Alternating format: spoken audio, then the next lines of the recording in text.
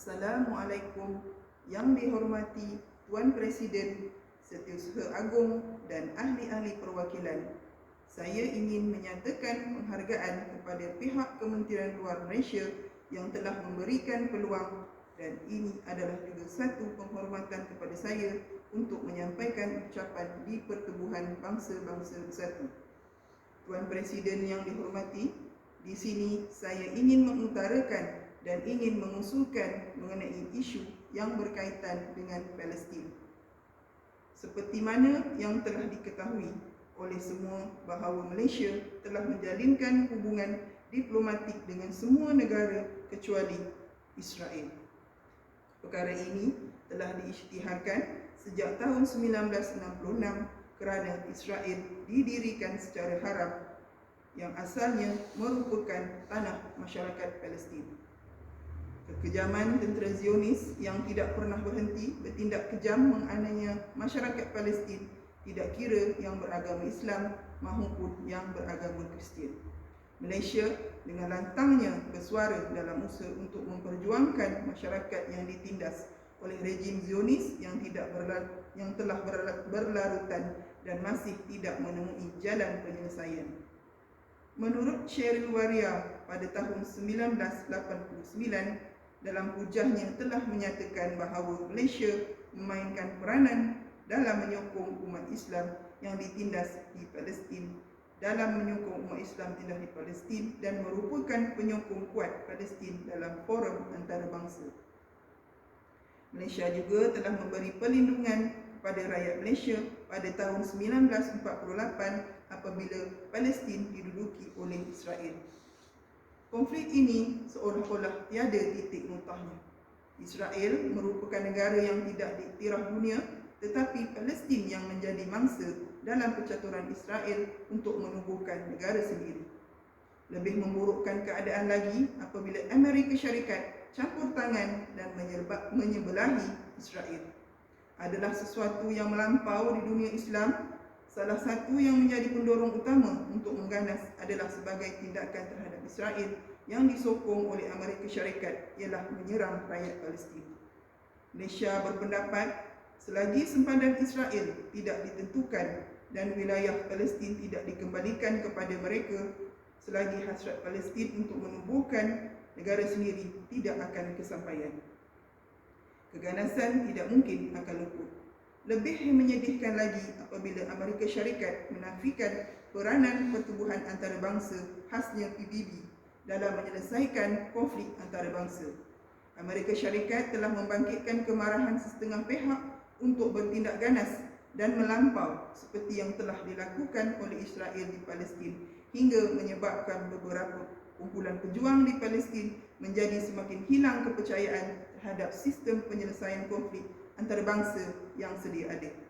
Dalam keadaan yang semakin kacau bilau, rejim Israel terus meluaskan kuasa mereka di Palestin hingga pejuang kemerdekaan Palestin bertindak nekat dengan melancarkan pengeboman berani mati di mana sahaja mereka beroperasi. Amerika Syarikat bersikap angkuh dengan penguasaan teknologi dan ekonomi. Mereka silap mengarahkan dasar menteras keganasan melalui tindakan menyokong negara berkuasa besar seperti Israel dengan mengamalkan sikap siapa besar dialah kuat. Mereka tidak ambil peduli soal kemanusiaan, maruah bangsa, kemerdekaan, kedaulatan dan hak orang yang ditindas, miskin dan terabai. Segala yang ada pada mereka digunakan untuk mengeksploitasi negara miskin dan bangsa yang lemah bagi membolehkan mereka terus berkuasa. Terdapat juga antara hal yang paling buruk iaitu berikutan serangan udara terhadap bumi Palestin yang telah dilakukan oleh tentera Zionis.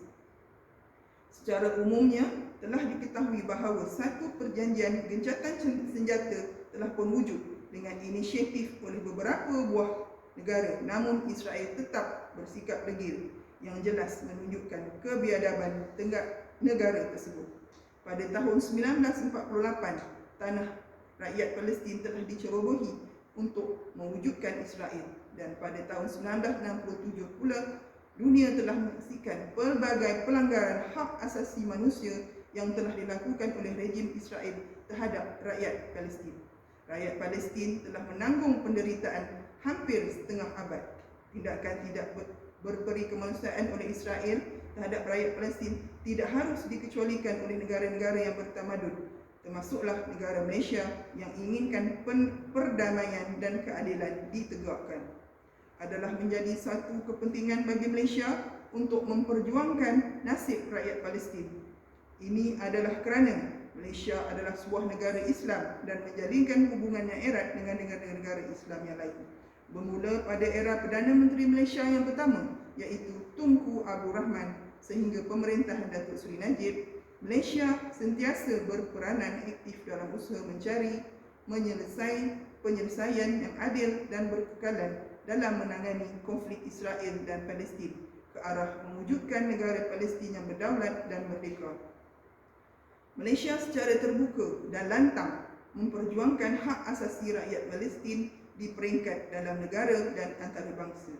Dalam pertubuhan OIC, Perdana Menteri Malaysia yang pertama telah diberikan penghormatan untuk menjadi Setiausaha Agung pertama pertubuhan OIC. Malaysia mengambil peranan itu untuk menggesa masyarakat antarabangsa supaya bersungguh-sungguh menangani konflik di antara Israel dan Palestin dan sekaligus menyelar tindakan kekejaman Zionis Israel. Malaysia percaya bahawa keganasan tidak akan mendatangkan keuntungan kepada mana-mana negara, sebaliknya akan membawa kesengsaraan yang berpanjangan. Di akhir ucapan saya ini, ingin saya mengutarakan bahawa Malaysia telah melahirkan pendirian yang tegas dengan menyatakan kebencian pada keganasan dan akan terus menentang keganasan secara habis-habisan. Dan ingin saya menyeru kepada semua rakyat Malaysia untuk terus bersama dalam membina masa depan negara dan terus menyokong ke arah perdamaian untuk negara Palestin. Sekian, terima kasih.